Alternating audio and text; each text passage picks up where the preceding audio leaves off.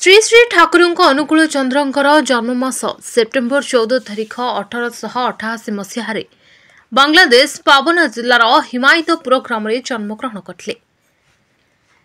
तेणु यह भाद्रव मास को समग्र भारतवर्ष में ठाकुरंकर अनुगामी समस्त जनसमाज मंदिर केन्द्र ग्राम नगर सबुआड़े आनंद उल्लासर सहित पालन करुथिबार देखा मिले। तेबे यह उपलक्षे धर्मशाला सत्संग केन्द्र सत्संगी प्रेमी गुरु भाई गुरुमा मानक द्वारा भाद्रव परिक्रमा सत्संग जारका सत्संग केन्द्र एवं धर्मशाला अंचल रही बहु गाँ मानक दीर्घ 15 दिन हेब ठाकुरंकर सत्संग अनुष्ठित हो चली। तेबे यह उपलक्षे नाकपोल नुआगाँ अवस्थित सरस्वती मंडप में गुरु भाई गौरांग राउत तांको परिवार मंगल उद्देश्य एक सत्संगर आयोजन करते। यह सत्संग बहु आडंबर पालन करने सहित विशिष्ट कंठशिल्पी द्वारा ठाकुरंकर भजन कीर्तन परिवेशन करा सहित ऋत्विक कर्मी मानक द्वारा ठाकुरंकर जन्म वृत्तांत और तांकर भावधारा उपरे आलोचना रखिते।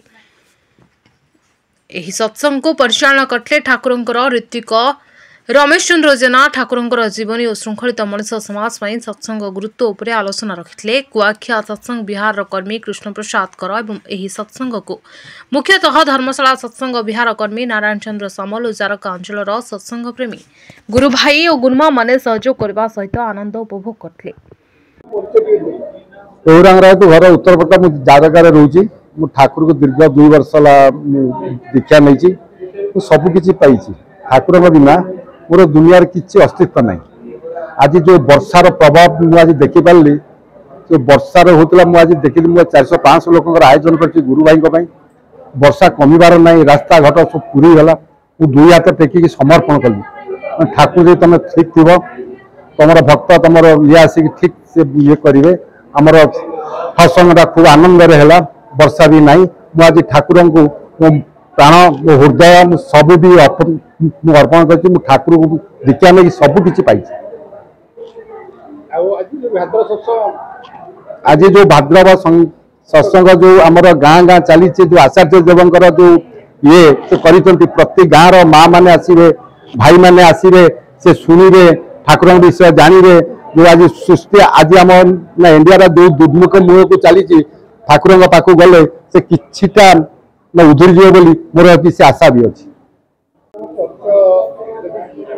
मो श्री कृष्ण प्रसाद कर सत्संग बिहार कुआखियार जन कर्मी आज आमर परम प्रेम श्री श्री ठाकुर 138तम आविर्भाव मास व्यापी विभिन्न स्थान में सत्संग कार्यक्रम होची।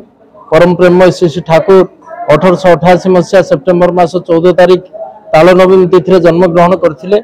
आउ परम प्रेम ठाकुर जो भल पाइबा प्रेम ए मनुष्य को जीवन कथा कहवा बंचवा बढ़िबार कथा कहवा सुख समृद्धि कथा कहवा ए भाद्रमास व्यापी सत्संग चली प्रति मनुष्यर सुखी जाइथिबा हृदयटा को आउरी उत्साह आनंद भरपूर करी ताको केमिति इष्ट पथरे मंगल पथरे चलेबा। कारण मनुष्य आज जो अवस्था चली मृत्यु पथरे समस्ते चली जीवन पथ अमृतत्व आनीदेवाई परम प्रेम श्री ठाकुर तांकर व्यवस्था रखी जाइछन्ति। नित्य नैमित्तिक भाव में जजन जहाज निष्ठभूति स्वस्थनी सदाचार ये जो बंचवा बढ़िबार पथ से प्रति मनुष्य पाखे देइछन्ति। ए बंचवा बढ़िबार पथरे जदि मनुष्य चले से सुंदर सुस्थ सुदीर्घजीवी हो उठिबो। कारण मनुष्य चाहे भलरे टिके रहिबो सुखरे टिके रहिबो आनंदरे टिके रहिबो।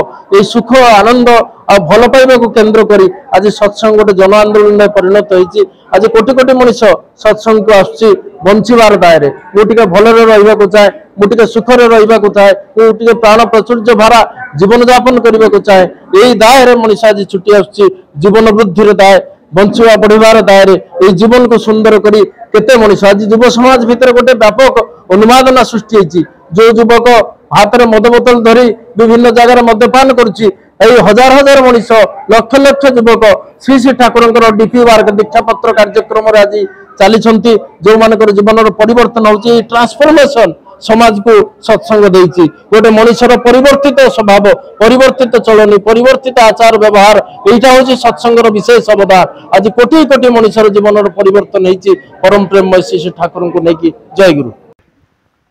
जाजपुर धर्मशाला विनोद बिहारी साहू को रिपोर्ट द न्यूज टुडे।